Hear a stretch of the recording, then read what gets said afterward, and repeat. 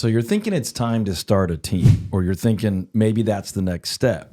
Or maybe you're thinking, I'm tired of working so freaking hard. I'm going to get some help. We're going to talk today about who should start a team, but more importantly, who should abso-freaking-lutely not start a team. Hey, I'm 𝘞𝘳𝘯𝘨, and I lead a team in the Dallas-Fort Worth area. We do multiple millions in commissions every year. I also coach and consult with agents all over North America, and this is Commission, where we help agents go from chaos to freedom, from grinding to wealth, from no clue what's going on to absolute clarity about where they're headed to build a business to support the life they want to live. And many of those people are what most people would refer to as a team leader in residential real estate. We can define that lots of different ways. And if you're a regular on the podcast, you know we do define that in lots of different ways. You might be a solo agent with help. That's a form of a team. You might be a small team defined by you. You might be a mega team, typically defined by big brokers, or you might be something that I would say is not a team, but you are calling it a team. And the most frequent example of that is a brokerage that's sort of stuck in between team and brokerage. So I'm speaking to all of you today. On this episode of Commission, you will find out who should not be a team leader. And I hesitate to say emails will come from this one, Grady, because there's some people that are team leaders that should not be team leaders. There's a lot of people probably watching and many listening who know what I'm about to say. They feel it at their core. They are on their second, third, or fourth iteration of team, the rebuilds, the start overs, because they shouldn't be a team leader. They are not team leaders. Now, that doesn't mean there's no future for you, no leverage for you. But when I say team here, I'm talking about an individual person that's leading others towards the goal of increased sales production, income generation, impact, implementation, or freedom in your life, right? You're trying to build through and with other people for everyone's benefit, more money, more success, more impact, okay? So that's a loose definition for the sake of today's episode. But there is an epidemic of people that have felt pressured to start a team as the next thing, or pressured to start a team as the only way to make it more money, or I'll just say have convinced themselves that they are worthy, ready, prepared, equipped, gifted enough to do that. And we're going to humble some people on this episode. I'm not doing it to hurt you. I'm doing it to help you, because there's a lot of people that would be better off not being a team leader. And I'll tell you this, there's a lot of people that are on your teams that would be better off if you weren't the team leader. Now, again, Truth hurts. I'm not saying Truth that hurts. to tear you down. I'm trying to free you to be in the position that's best for you. Maybe that's solo agent. Maybe that's team member. Maybe that's team owner. Hint, hint. Pretty cool. But not team leader. Okay? Just we are not all made for all jobs. Okay, so we're going to dig into 13 signs that you should abso-freaking-lutely not start a team or be a team leader, okay?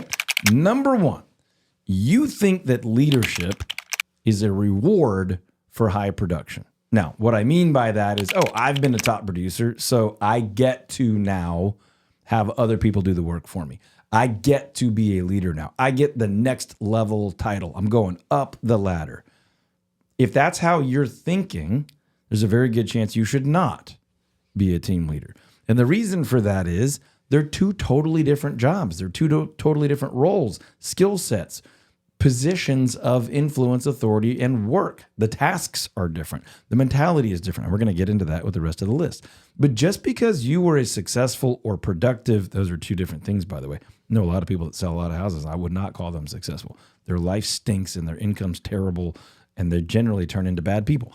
Okay, so just because you have produced a lot, sales production, does not mean you should or have earned, or the next best thing is to lead others in doing the same thing. It could mean that, but it definitely doesn't certainly mean that. It's not an all the time thing. And production alone is never the qualifier for you to become a leader. So if that's your thinking, there's a good chance you should not be a team leader. Now, number two, you avoid hard conversations, or accountability is not natural to you.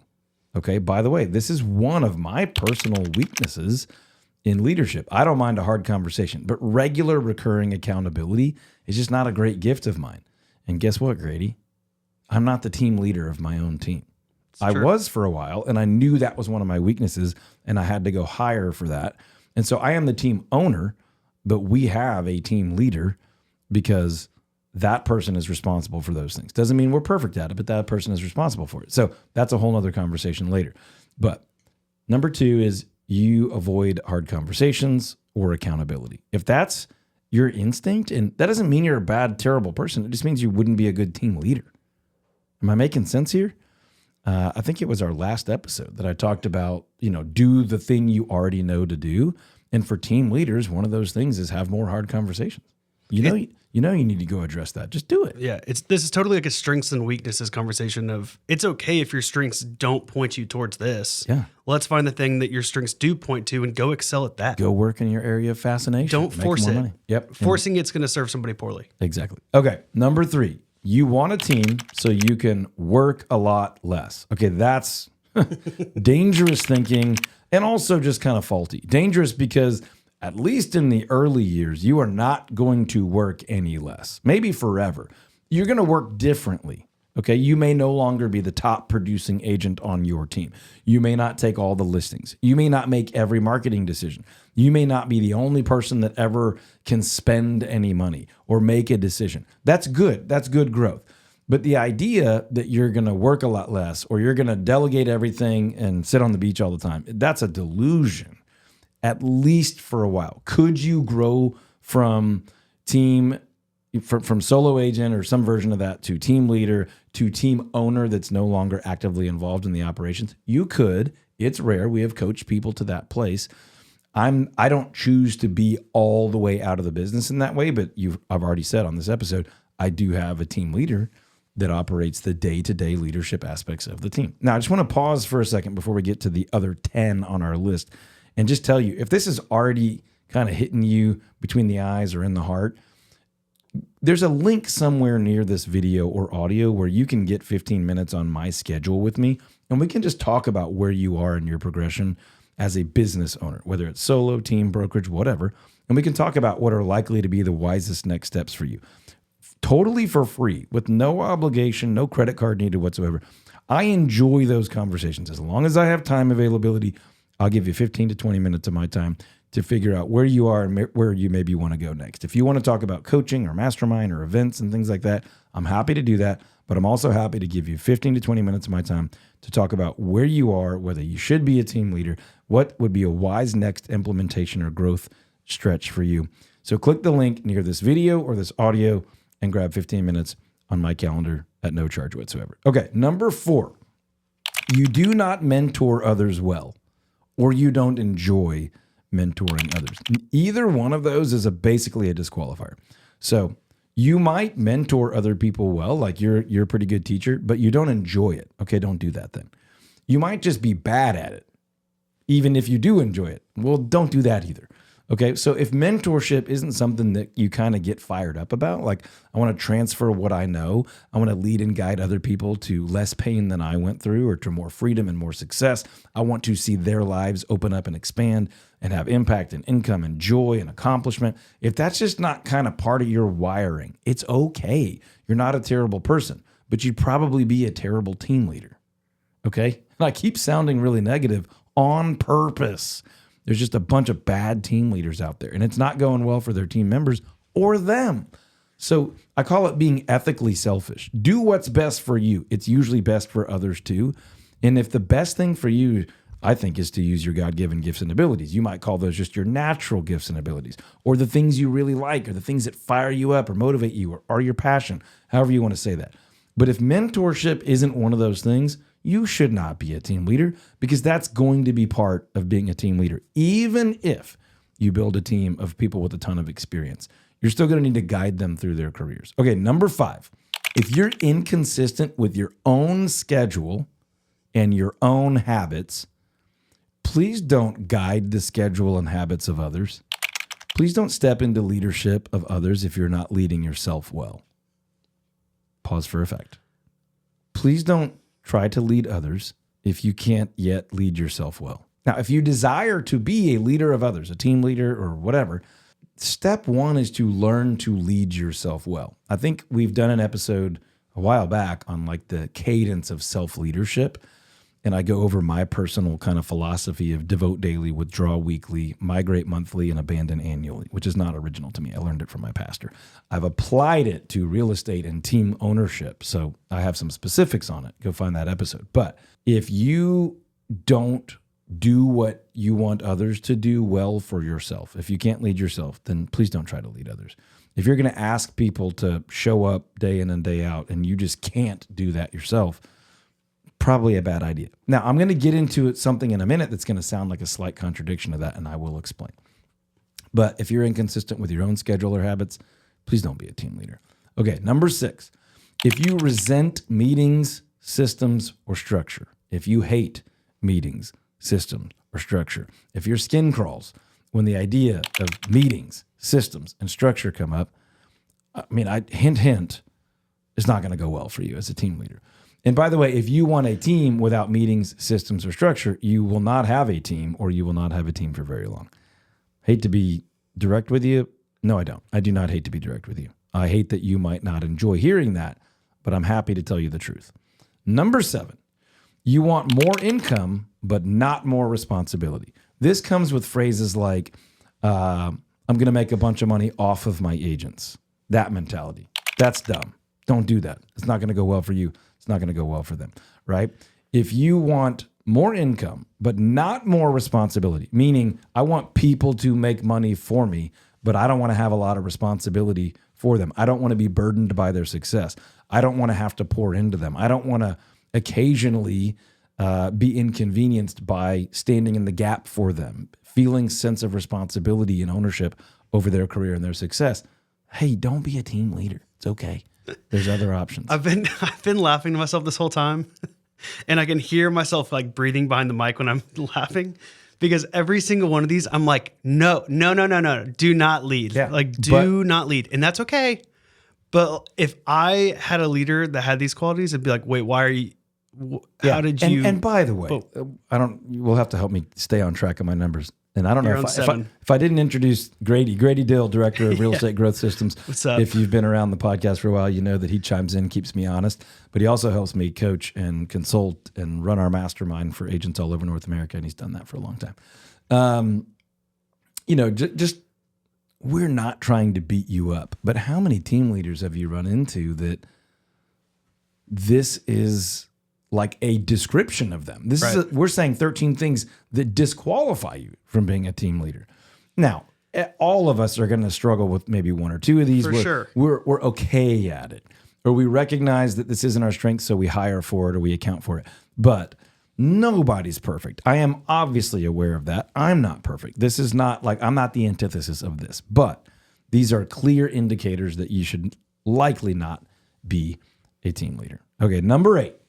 You're emotionally reactive and easily frustrated. Now, look, at times I'm easily frustrated, okay? But if you're emotionally reactive, meaning you let your emotions run you and you're just constantly in response mode to what's happening to you, and you can't remain calm under pressure, you can't weather the storm, make the wise choice, and deal with the emotions later, or you can't navigate all the things that could trigger the highs and lows, you're gonna cause harm to others, and that's going to cause harm to you. So again, be ethically selfish and just say, hey, I don't think I'm going to do that well, so that's not going to go well for me, so selfishly I'll protect me and them and not go down this path, okay? So if you're emotionally reactive and easily frustrated, it's not likely to be a good idea for you to start or lead a team, okay? Now, if you dislike hiring, training, or pouring into others, don't be. What are we doing here? What would you say you do here? And again, you don't have to be world-class at all those things. Those don't all have to be your primary responsibility as a team leader. But if you're starting or stepping into leadership of a team and you dislike hiring, training, or pouring into others, the development of other skill sets, the acquisition of talent, the maintenance and development of talent, that's not going to go well. That's going to be rough. So don't do that. Don't do that. Okay. Number 10, if you see your team or a future team as just helpers and not as partners, then you might use different terminology. But if you're like, hey, they're here to help me get mine, not, hey, we're all going to be more likely to hit all of our goals together. If you see it the first way and not the second way, I'll say this. You can be successful as a team leader for a short while, but it will not last. Those are the teams that everybody walks out and then you have to go rebuild and they go start a team and compete with you. Those are nightmare stories, but that's generally how it happens is they think or they know that you view them as just tools to get you where you want to go instead of everybody's working together to complement each other to get where everybody wants to go. So if you see your team as helpers and not partners, it's not going to go well. Number 11, if you can't explain your own process clearly and repeatedly, like if you can't talk to 3 people within 1 week and each of them were to ask you, like, how do you do what you do? And you couldn't answer it pretty darn similarly each of those 3 times, then you're very likely going to struggle to bring other people into your process and teach them your process, hold them accountable to your process, reward them for your process, and leverage your process out to more and more people, which is basically a huge chunk of what team leadership is. So if you can't explain your own process and clearly and repeatedly, and if you're not proud of it, you shouldn't be a team leader. Number 12. If you're motivated by ego more than impact, right? If you want to be number 1, if you want to rank high, if you want the trophies, if you want people in the market to know you're the best, more than being the best, helping more people, delivering world-class value, being exceptional, being set apart by the value you deliver to the client, the relationship you develop, the advocacy and protection, the sacrifices you're willing to make for others, then again, you can be successful as a team leader for a little while, but it will not last. And I'd say this, I think people have outperformed me in the short run many, many times because they were better at the ego marketing thing. But not a dadgum one of them still even on the track, and my team is lapping them. And I'm not saying that's because I'm brilliant. I'm saying the consistency of just saying we want to impact people really well, and that we're not going to win every single day on that. Some people will beat us with a little bit of hype. Some people will beat us with, some borderline deceptive, competitive language. But over the long haul, delivering world-class value and truly actually being the best will outlast the hype. So if you're motivated by ego, hype, rank, perception, more than delivery of value, impact, relationship, don't be a team leader. Don't invite more people into more of that. And number 13 of the 13 indicators that you should abso-freaking-lutely not be a team leader is if you expect others to just get it without coaching them. If you're like, picture Michael Jordan, by the way. This doesn't mean you're a terrible person. You might be like a top tier agent. And because you're just so naturally gifted, really, truly, you're like, it pisses me off when other people don't freaking understand what I'm saying. But you also don't have the patience to explain it to them. You may be the best agent in town. You might have been a legendary team member, but you probably shouldn't be a leader of others, which is why some of the greatest athletes in the world are terrible coaches. They can't slow their brilliance down enough for most people to be able to learn from them or be inspired or encouraged. They can't comprehend that others aren't as naturally gifted. That might be you. It may not be that you're inept. It may be that you're tremendously gifted. But if you expect other people to just get it the way you do, and you're not willing to coach them to that understanding, do not be a team leader. Please don't be a team leader. I want to say a couple of things because I've given you 13 reasons not to be a team leader. But here's how I view my job description as a team owner and exactly how I viewed it when I was the primary team leader. I now have somebody in that role. My job description is to help every single other person on the team, buyer specialist, marketing specialist, staff. My job is to help them achieve their goals. That's the most clear-cut job description for me. On the one hand, yes, it's sales production, but really it's, do I have the right people with the right goals, helping them have aggressive but realistic goals, helping them build their goals around their lifestyle. Hey, we're going to have a baby this year. Okay, let's think about how that might interrupt your workflow. What's a realistic goal for you this year? Hey, I'm young, single, aggressive, with a great network here. Okay, what's a realistic goal for you then in your 5th year versus your 1st year? I'm on the selling side. I'm on the buying side. These are my lead sources. This is my network. This is my budget for things. Okay, help them have the right goals. And then once you have the right people with the right goals, your job begins to be, how do I help them achieve those goals? So the cumulative numerical goals of your people become the numerical goals of your company. The staff goals are a little bit different because they're not necessarily production. They might be impact on production. They might be impact on the bottom line. Ideally, they're impact on the client, lifetime value, messaging, brand, growth, culture, accountability, consistency, those kinds of things. But your job then as the team leader is to help them achieve their goals. And in some ways, you're a little bit out of control of that because those other people have their goals. Now, there are other ways to think about this, but that's how I think about it. And if that's attractive to you and you want to grow into a team leader that has massive impact, I'm offering you a gift of 15 to 20 minutes of my time at no cost whatsoever. Somewhere near this video or this audio is a link that you can click to get on my calendar for free, and we'll talk for 15 or 20 minutes. I love those conversations. They're fun to me, but I only have so much time. So as long as there's availability on my calendar, click to grab 15 or 20 minutes for free.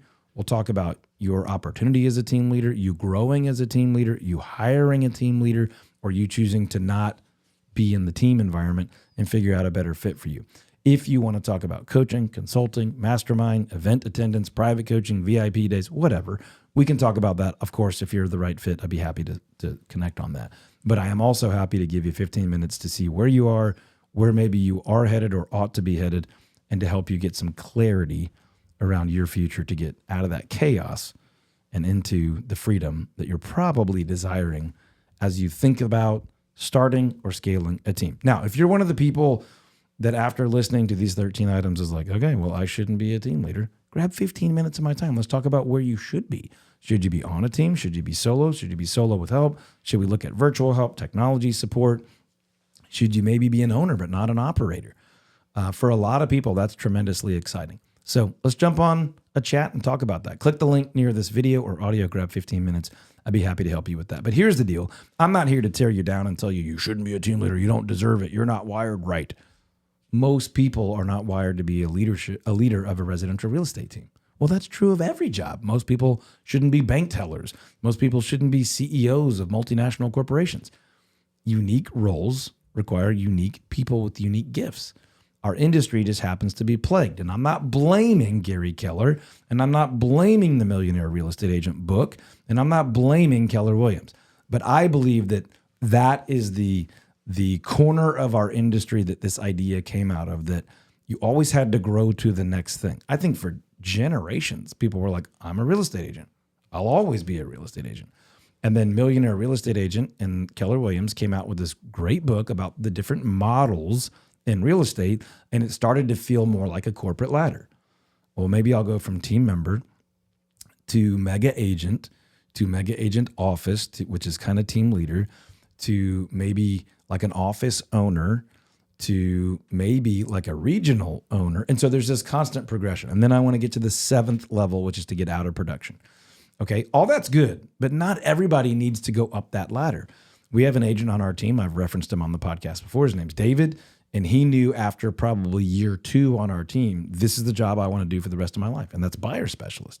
He doesn't feel like, oh, I need to get to listing agent, or I need to get to I want to have my own team within the team. No, he's like, I absolutely love doing this. And my gifts complement this really well. And I can make more money every year selling more, or higher fees, or higher net, or getting some help to be more efficient. There's lots of ways to make more money. It's not always next job, next title, next role, or whatever. And so I did this episode just to help you know when it's okay not to start or scale a team, or maybe when it's okay to hire somebody else to run the team, or at least help you run the team. So grab some time on my calendar, totally free.